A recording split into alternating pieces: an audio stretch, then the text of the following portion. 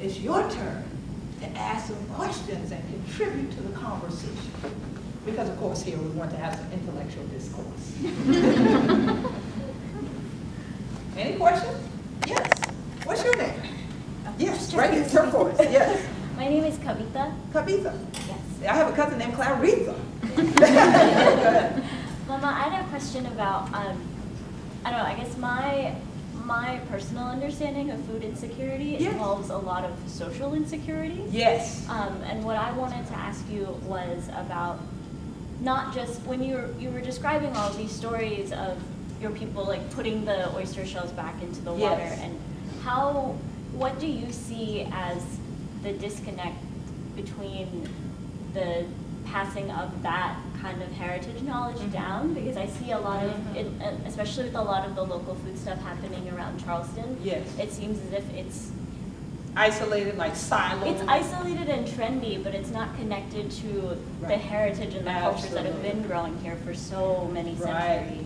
And see, that's interesting that you said it, because Adrian and I were having this conversation before everybody got here about why it's so important what they did and why they asked me to come, is because they envisioned the same thing, that there's so much that goes on a campus, but then you have transients on a campus. Once people graduate, they're gone. And you don't know where they've gone in the country, so now you've disconnected. So even if one set of students have been working in a community garden, now they're gone. So that garden now is weeds because no one else continued. No one passed the baton. And part of that has to do with a lot of bureaucracy.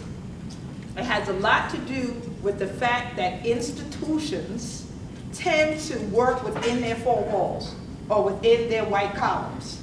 And they don't actually look out beyond it. They only look at, well, we're our own culture on the campus, not recognizing that your campus is in somebody's house. It's in somebody's community. Somebody was there before even the foundation of that building was ever put down. I don't care how old your building was. The College of Charleston never allowed Gullah Geechees to enter this college until what, 1970 something? About 70. Yeah.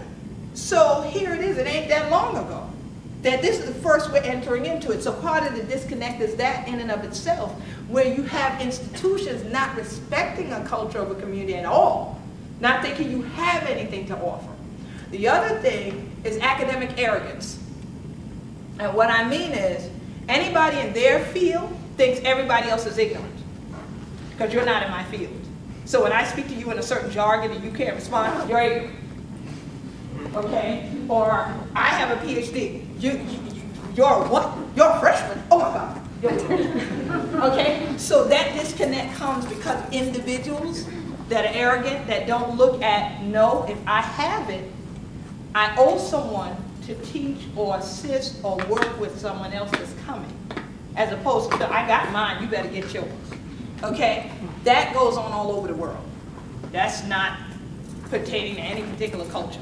Okay, you also have community members, because they may not have a degree, they don't feel comfortable if someone who does have a degree or who's trying to get one asks them a question. Because especially with the Gullah Geechee community, we were told we were backwards and ignorant because we spoke a different language. Hence my comment that just because my knowledge base is different than yours doesn't make me less than you, doesn't make me wrong and you right. But that's what was written about us, that's what was spoken about us, and that's how laws were created without our input. Because people are like, we know what's best for you. That hasn't stopped. You still have people who feel like, oh, Gullah Geechees, they don't really know. This is too complicated for them. So we're going to make this decision. Okay, then here comes me. Okay, so that's all of that goes in the pot and more, unfortunately. But no matter what, that's why I made the comment earlier, you always have something to contribute. Don't ever let anybody try to lower your self-esteem and make you insecure and tell you you have nothing you can contribute here. It's not your job to beat them in the head as much as you might like to. It's your job, plant the seed and walk away. Make the statement, or if some have to do in academia, make your argument, and then walk away.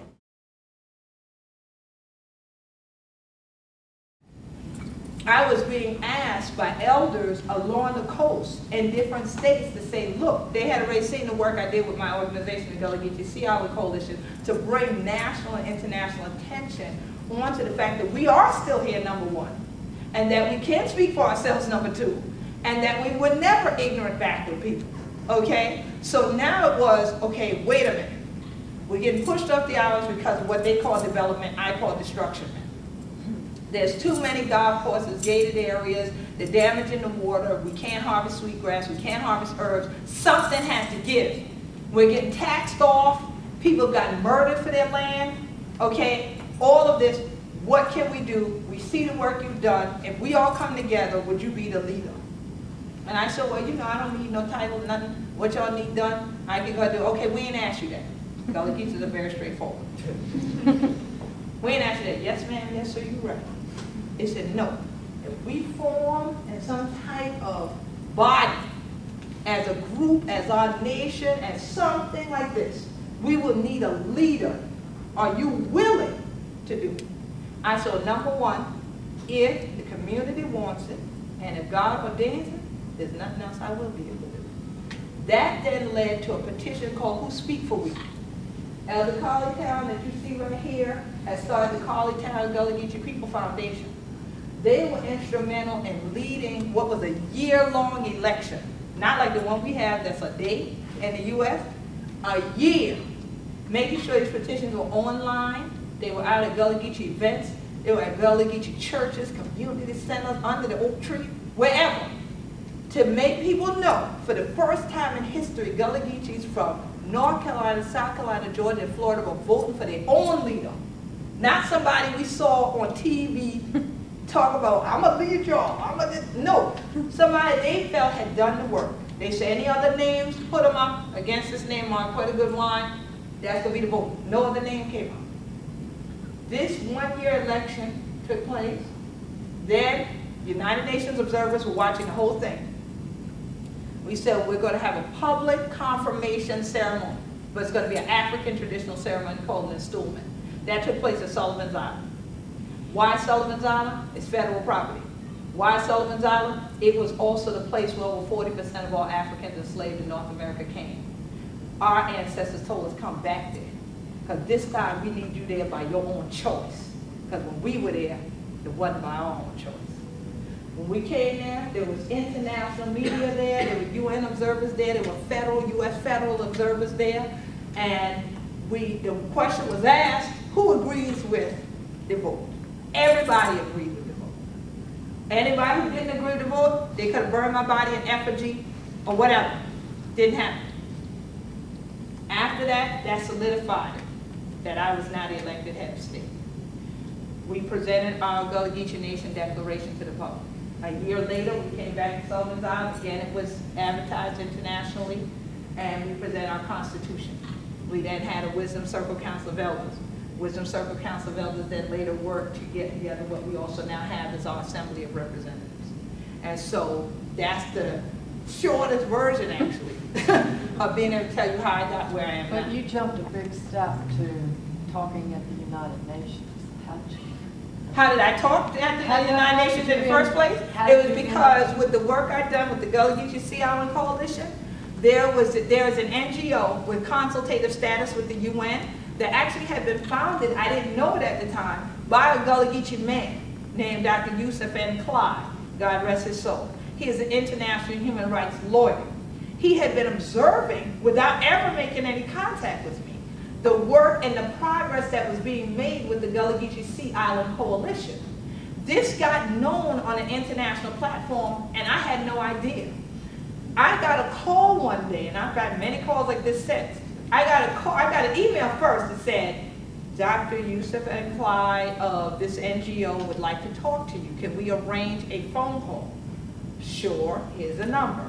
He will call you then tomorrow. He calls me, says, I know about your organization. I've seen all this work you've done. You've been doing this work for years.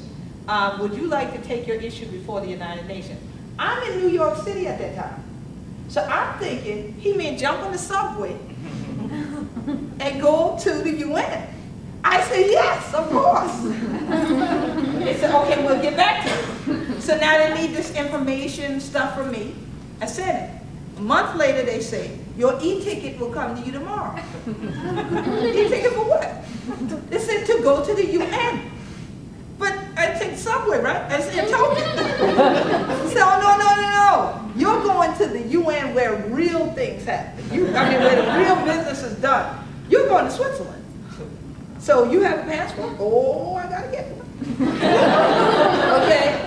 I get an expedited passport, the whole 9 yards, go to Geneva, Switzerland, and the rest literally is history and our story. I am a person that you will hear over and over again say, I do not like politics. I call it parlor tricks. It is nothing anybody could have told my math loving self and reading loving self that I'd be dealing with. That's why I got a computer science degree, not a political science. Okay? So no one could have told me that. But God had another plan. So I still go to UN. I still represent the state. She was like, give me the whole story. Like my mother would say, she wants the whole house. Yes. What do you think for a lot of older cultures, the threat of global warming, climate change is? I know a lot of island nations are threatened, obviously. By climate change, yeah. By climate change, a lot of indigenous cultures, a lot of native cultures. Yeah. Do you think that sort of message and that consequence of first world industrial action is being represented? When we talk about climate, when we say global warming, when we say, when we have this dialogue on an international scale, do you think people are thinking about like you said, first people like to go world, people live on the sea islands, people who live in the Maldives, people who live in, you know. They're not thinking about, all this industrialization. I just came back from St. Croix, and they just had their oil plant, oil refinery, closed there. So everyone's saying, oh my God, now the island's bankrupt. And I said, but it depends on what you're looking at. I said, because are you spiritually and environmentally rich now? Because they're closed. Because you could have been bankrupt another way if y'all are worried about jobs. And so what has unfortunately happened with a lot of island communities is someone can simply sell you, we're going to bring jobs, but they don't tell you at what cost. They don't tell you that's going to cost your life, because we're going to be dumping environmental pollutants in your community, and that those things are going to damage the ozone, the earth in such a way that it all contributes now to these words, climate change. So I don't think, from what I'm hearing and what I've seen in all the different islands I talk to, unless I'm at the UN, people truly looking at the industrialization factors and how they contribute. They're not looking at it because they're in survival mode all the time. So as I said to someone, I said, it's difficult for someone who lives on a sea island, like I live on St. Helena Island, to believe there's a drought because you live on the island, you see water every day. So if you don't farm, you don't think of a drought. Now when I mentioned to fishermen and oyster pickers drought and its effect on the water, it hits them, okay? But it doesn't before. Elder Carroll grew up in Union Heights. These factories were exploding every day, but it wasn't not normal to Charlestonians. They thought, oh, that's just what happened. Eventually the factory blew up. I said, that's not normal. I mean, when I first heard this, but they were just telling me, yeah, you kidding, that happened to us before. Are you really serious? But because it's so much a part of your norm, and you feel like this is just the way life is, if you grew up in an environment like that, it's not being talked about. And everyone getting grants and money to study climate change are getting them all around us and all in and through the universities right along this coast, and they never speak to Gullah Geechee. Wherein I have first-hand knowledge of the effects of climate change, because the island I live on right next to it, the whole coast is just about decimated. The trees are laying down in the water. The trees didn't used to lay down in the water. I took a picture of myself in a root system of a tree, because everyone knows my statement, my proverb is, one must take care of the roots to heal the tree. When I got down to Honey Island and saw that I could see an entire root system, and I could get down, I had to climb down the edge of the thing onto the beach, and I could stand in it. I said, now I want to see who can comment on this picture. You know what comments I got back on Facebook? Queen, you look nice. This is pretty. Wow. All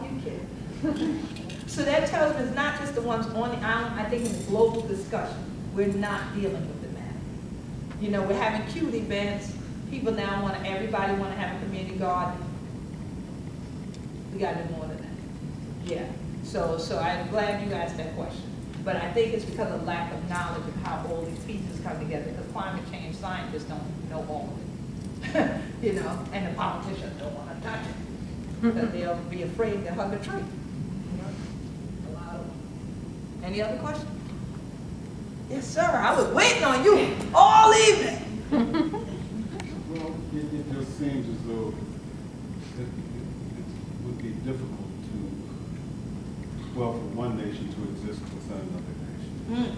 There have to be, at times, conflicts. Yes, sir. And obviously there must be advantages. Yes, sir. Can you just talk to us about Surely, will do. He said it must be difficult for one nation to exist within another nation, and that there oftentimes must be conflicts, but there also can be advantages. Exactly right. When we did my installment on July 2nd, 2000, we stood on our international human right to self-determination, but it was called internal self-determination. Before y'all leave, you can find me on Facebook, Gullah Geechee Nation, and Gullah Geechee on Twitter. Hit me up later, all right? so I wanted to get all of them because they were like, ooh, we're leaving in groves. So definitely one of the major conflicts has been the same thing I addressed when she asked her question, is that for too long people had given Gullah Geechees leaders. And just because these were also black people didn't make them Gullah Geechee. So when they would elect them in the offices or appoint them to offices, they didn't necessarily respect Gullah Geechees in the first place. So as a result, we still butt heads with these people because they consider themselves the gatekeepers. They are the ones who are supposed to have more knowledge about these things than you. And how dare you come along, y'all back with ignorant, funny talking people up the island now saying, y'all have a leader. Y'all can't have a leader because we didn't give her to you. Okay, that's been a big conflict. It still is right now. And the lady right here that asked me the question, I wanted to whole hog. What was your name? Yes. Me? Pat. Yeah. Pat. When Pat asked her question, and she mentioned, for instance, the Gullah Geechee Cultural Heritage Corridor Commission, I'm an expert commissioner on there. But I'm not an expert commissioner on there because they would have loved for me to be a commissioner on there. I'm an expert commissioner on there because I know what I'm talking about, number one, and I'm the one who worked with Congressman Clyburn from the beginning when other people thought I was crazy. They tell me now, we thought you was crazy when you first went after this thinking that Congress was going to pass some law. We really had thought we was going to institutionalize you because we thought you was crazy. But I got to tell you now, I apologize for that because, I mean, wow, we can't believe what you accomplished. But then the media told them there was $10 million. The U.S. Congress has not given no Gullah Geechees no $10 million. Okay? But because the media said it was $10 million, in walked the gatekeepers. We want the job, we want the positions because there's some money. Okay, that's a problem. So there's constantly where I have to remind them, I can be a commissioner all I want, but I am a queen every day. I'm only a commissioner when I work on the commission. I'm the queen every day. So my people elected me to speak for them. I'm going to speak for them.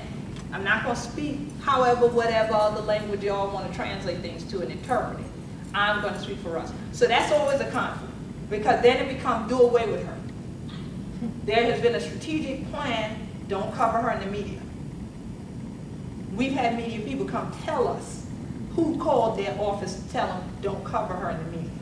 Okay, so that's a conflict. An economic embargo. Yes. Let's not send people to where are actual Gullah Geechee owned places. Let's hire or get a couple Gullah Geechees to volunteer to work at our place. And we'll advertise we got a Gullah Geechee something, something, something. So let's send tourism to our place, which then funnels it away from the actual traditionalists is what I call us, the Gullah Geechees that live on the land. So that's there, okay? The benefit is, because we did internal self-determination, we made it clear to the U.S. federal government from the beginning, we from South Carolina, we're not seceding from the Union, okay? We have every right to whatever rights our ancestors died for in America, But y'all also don't have the right to denigrate us anymore. You don't have the right to disrespect our human rights. And so we negotiate with them. The Department of State, we have a wonderful relationship with the U.S. Department of State. I mean, they have flown me out of the country. They bring people to us all the time. Wonderful relationship. But we can't say that about every agency of the government. I've been invited to several White House conferences. I've been working with them. But not everybody is happy, okay? And we sure ain't happy when people won't just go sit down. Like we say, go sit down somewhere now, you know, and let us tell you who we are, as opposed to you telling us who we are. So yeah, the benefit is having the ability to use both constitutions where it works best. And then the conflict is when other folks think they know better than you do. And they want to pay for much. Because we still got too much of the plantation stuff going on down here. Yeah. They want to promote that. Well, first of all, I want to thank, well, I feel honored to be here to hear you just do this whole presentation. Thank you so much. And I didn't give y'all's names. I've been messing with you the whole presentation. What should it be? George Blevins. George Blevins? Paulette Blevins. Paulette Blevins. Yeah. All right. I thought that was the other half. She was looking out for you. She had your back if I had done something to you wrong. She had. Yeah, go ahead. So, we're here on vacation, and so I went on your website and was trying to figure out how to experience The culture. Geechee culture. Yes. And so we saw that you were speaking, so we decided to come here. And it's my parents, my mom's side, were from here. Downtown Charleston? Well, South Carolina. I learned some genealogy. I heard Spartanburg. And, Okay, you know, so inland yeah, to Spartanburg. So, Okay. anyway, a lot of the things I've heard the people that were older than me, Yes. some of the things that you said were the They same said. things that they were saying. It's Right. like, oh my goodness, I'm making connections. I saw you smile. So I just appreciate you. just being here, and I feel honored. And I'm honored that you came, and I know Bree and CFC, you're honored, right? Y'all got some of the tourist market in there. Definitely, welcome home. So yeah, we got to stay in touch. Y'all got my stuff. Twitter, Facebook, QueenQuet.com. Yes, and are y'all tourists? No, I'll just play. Oh. But did you have a question? No, oh no. You good? We're from Charleston. I know that. That's why you even asked something. You didn't know all the things why you first my people. She about heard herself laugh one time. She wanted to bust out laughing and none of y'all would laugh. She was like, yeah. Any other questions, comments? Comment. No Yes. question. No. What's your opinion of Daughters of the Dust? Is Ooh, it my. pretty accurate? Ooh, why you had to hit me with that? Ooh, my. It is a fictional film. It is an artsy film. It was based on a real story of the real Fazant family who were the founders of the Gullah Festival, but without their permission. And a lot of that film has an amalgamation of various African traditions that are not necessarily Gullah Geechee traditions. So in terms of looking at it, please look at it as art. Don't look at it as a documentary, as some people have told me they thought it was. I don't know how they thought that, but people have told me, oh, I thought it was a documentary. I said, why? Because some is black and white. I mean, so I couldn't understand. But people have done that. We don't walk the beach in long white skirts with high heel shoes on and go sit in trees. Okay? So there's a lot of artistic license in that film. And unfortunately, because some people can't separate fiction from fact, we've had a lot to deal with because of that film. People have come here and I'm dressed like this. Oh no, I'm not Gullah Geechee because I'm not in white. Okay, so they don't separate. I don't know why. I can't do nothing but pray for them. But that's the deal with that film. And so I really wish, because I did make contact with Julie Dash when that film first came out, told her about the work the Gullah Geechee Sea Island Coalition was doing, tried to encourage her to, at least when she lectured about the film, tell people the reality that her film is fiction. Here's an organization that's national with international connections. Maybe y'all want to support it. She wouldn't do it. She would not do it. So again, that's artistic arrogance, but that's her choice. So, you know, I just don't like the fact that someone would do something about a community and then the community be left behind to deal with the wake of what you put out that's not necessarily accurate. Because the imbalance with the sexes in that film, to me, was very offensive. You know, I'm a woman, but still, in my family, women and men have a balance. The women ain't just up front doing stuff, and the men off on the beach playing, like little kids. I mean, there was a lot of stuff in there, and I've done lectures about dispelling the myths of Gullah Geechee culture using that film. And I spoke at Brooklyn Academy of Music when they did a showing of that film to educate students about the reality of the culture versus watching fiction. Why, did you work on that film? No. I'm just playing. Yeah. I don't know if you know, but I think Charleston County the library did a Avery. reading. Avery Oh, did they Research read Center. that?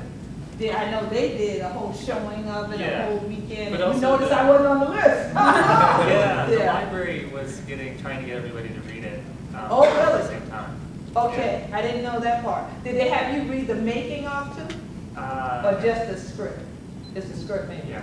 Okay. Actually, I guess there's a sort of sequel to it, to the movie. Was there? Yeah. What was that? What's it called? It's still called Daughters of the Dust. And it's a sequel? It's really weird because it doesn't follow the movie at all, but it's a prose narrative. Oh, that, yes. I remember that. I thought you meant she did another film as a sequel. But no, there is the prose narrative she came up with because she was riding the wave of the success of the film. Because if she tried to do another film, it kind of didn't do nothing. So that's when she came up with that. Right. Because she knew everybody knew her for that, and this like kind of cult following she has about the film, they would buy it. That's what it was about. Yeah. Any other questions? They're taking away the food. No. Any other questions, comments? We do have books and CDs with me that are for sale, and the proceeds do go to help the Gullah Geechee Sea Island Coalition. I know y'all heard, I know some of y'all were late though, the announcement that for Food Day, there are tickets on sale. There are $10 to benefit the garden. Raise your hand. That's where you can get the tickets. Tickets right here from these two. All right. So $10 cash, please. We don't take checks from students. We don't. But definitely, I hope that this will not be the last time I hear from all of you. And definitely, once again, as I said earlier, Hunter must take care of the roof and heal the tree. So I hope I've given you some tools to dig a little deeper and help us all be very secure here in the Gullah Geechee Nation. So thank y'all for having me.